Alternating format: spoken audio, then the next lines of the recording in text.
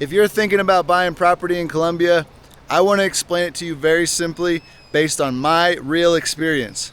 I'm not a lawyer, this is not legal advice. I just want to share how I personally bought property in Colombia. Step 1. Finding the property. In Colombia, there's no MLS system like in the United States. Most people find property through local realtors, Facebook Marketplace, or simply by asking around. A lot of deals here are very local and very personal. Once you find a property you like, you negotiate the price.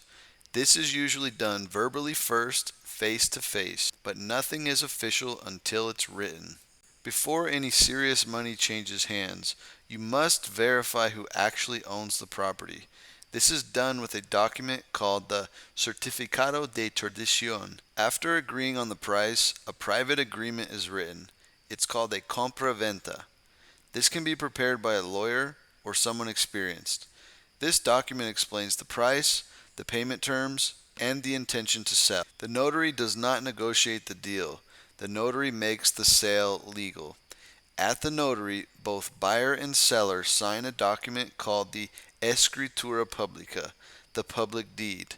In a normal, clean transaction, the process is find the property, negotiate the price, sign the sales contract, notarize it, and register it.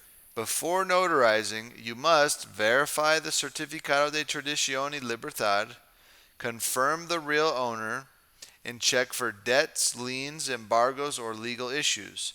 If the document is clean, the rest is genuinely straightforward. All right? So, in summary, this is how easy it is to buy property in Colombia.